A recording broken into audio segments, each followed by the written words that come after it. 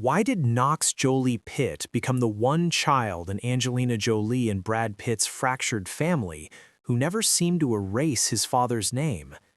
Since the moment Brad and Angelina's marriage collapsed in 2016, the family story has been told through court filings, public distance, and quiet acts of separation. One by one, the older children appeared to move further away from Brad Pitt, not always with dramatic announcements, but with choices that spoke loudly enough on their own. And yet, in the middle of that long and painful unraveling, Knox remained different. He did not make public statements. He did not step into the spotlight. He did not turn his identity into a headline.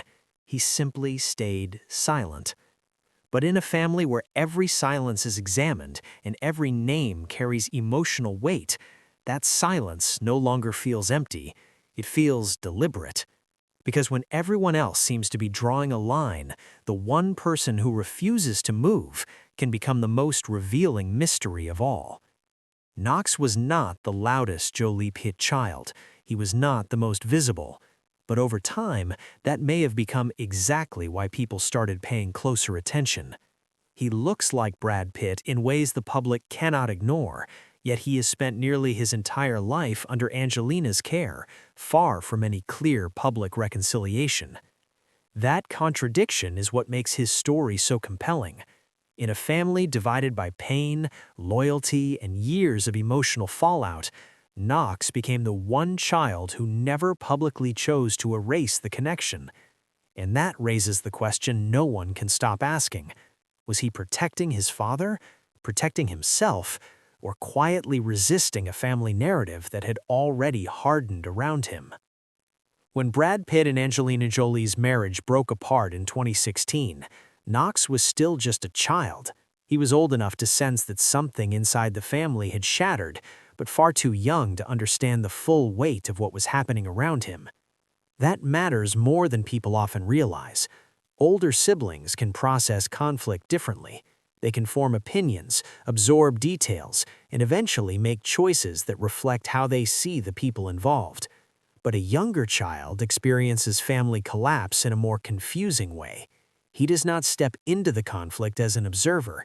He grows up inside it. For Knox, the divorce was not just a headline or a legal battle between two famous parents. It was the emotional atmosphere that shaped his most important years. The tension, the distance, the silence, the shifting loyalties inside the home, all became part of the world he was learning to call normal. And that may be why his quietness feels so different from the choices made by his older siblings. He was never really given the luxury of standing outside the war and deciding where he belonged. By the time he was old enough to understand what the family had become, the emotional map may have already been drawn around him. In that kind of environment, staying silent is not always passivity. Sometimes it is survival.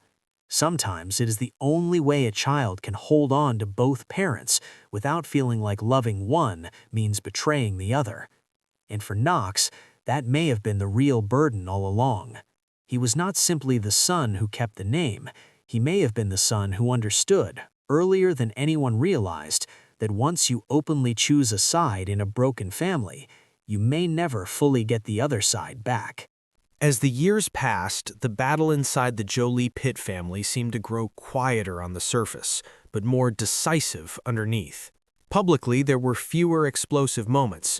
No constant interviews, no daily headlines, no dramatic family statements from Knox himself. But silence does not erase pressure. In fact, in a family shaped by deep division, silence can become its own form of tension. One by one, the older children appeared to create more distance from Brad Pitt, whether through public identity, professional choices, or the way their names were presented to the world. Each step may have looked personal from the outside, but together they created something bigger. They formed a pattern.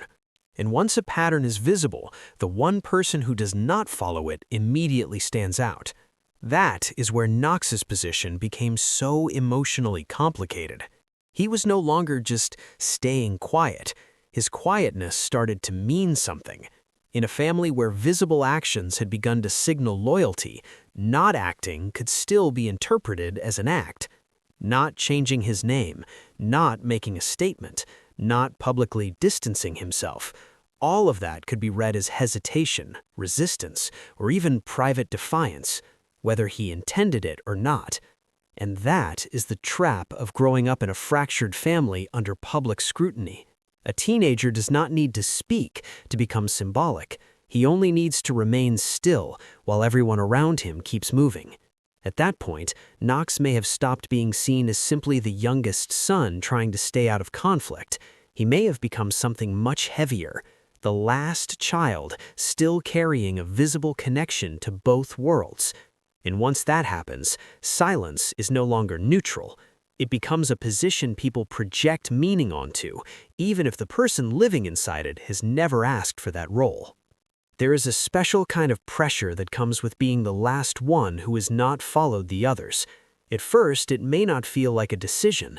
It may feel like hesitation, or privacy, or simply a refusal to turn personal pain into public performance. But over time, the meaning changes.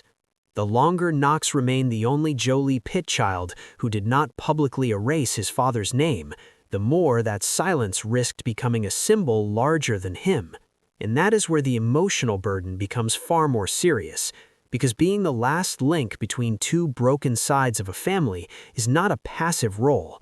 It can slowly shape the way a person sees himself.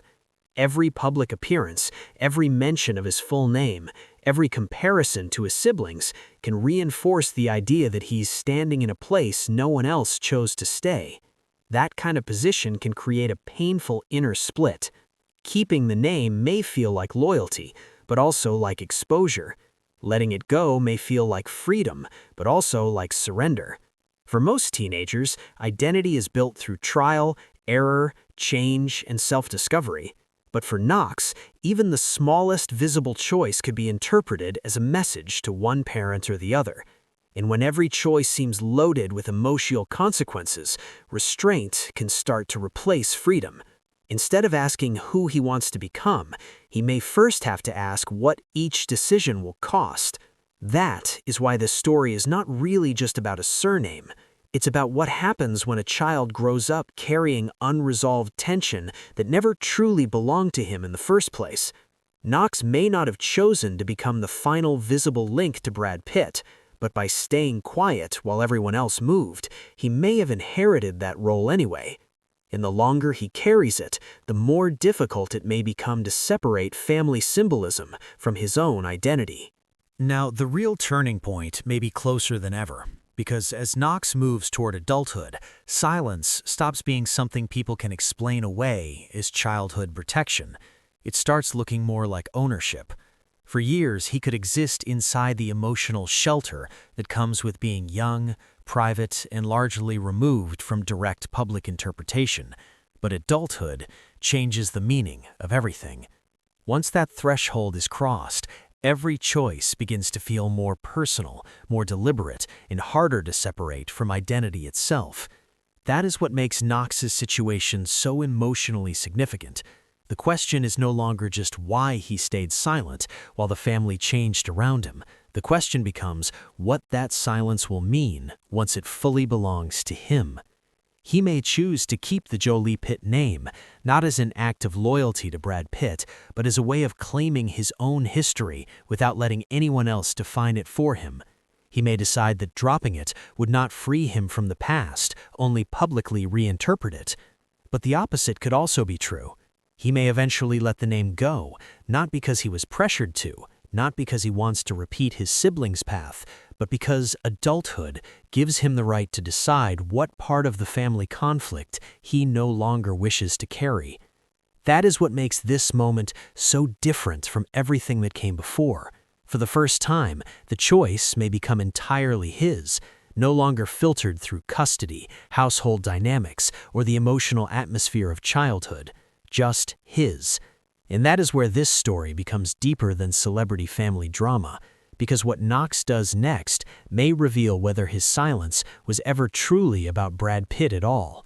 It may have been about survival, about waiting, about holding off on a life-defining decision until he was old enough to make one without becoming a weapon in someone else's war. In the end, the most important question may not be whether Knox Jolie-Pitt keeps his father's name or eventually chooses to leave part of it behind. The deeper question is what his silence has truly cost him and what it may finally allow him to become. For years, the public has looked at Knox as if his quietness must contain a hidden message. Was he staying loyal to Brad Pitt? Was he refusing to follow his siblings? Was he quietly holding on to a bond the rest of the family had already let go? But silence is not always a declaration. Sometimes it is what remains when a child grows up in a conflict too painful, too public, and too emotionally dangerous to enter directly. Sometimes silence is the last form of control a young person has when every visible move risks being turned into a headline, a side, or a betrayal. That may be what makes Knox's story so haunting. He has spent years carrying a name that means far more to the outside world than it ever should have had to mean to him. And somewhere in that long period of stillness, he may have done the hardest thing of all. He may have refused to let other people's anger decide who he had to become. That does not mean he feels close to his father. It does not mean he rejects his mother. It does not even mean he has already made peace with either side. It may simply mean that while everyone else was making visible choices, Knox held back long enough to protect one thing that still belonged entirely to him, the right to define himself later. And maybe that is why his silence feels so powerful. In a family story filled with accusations, distance, heartbreak, and irreversible decisions, Knox became the one figure who never fully translated his pain into public action. He remained unreadable, unclaimed, unresolved, and perhaps that is not weakness at all. Perhaps it is the clearest sign that one day, when the noise is faded and the family war no longer defines every headline, Knox will make his choice not as Brad Pitt's son, not as Angelina Jolie's child, not as the last remaining symbol of a divided family, but simply as himself.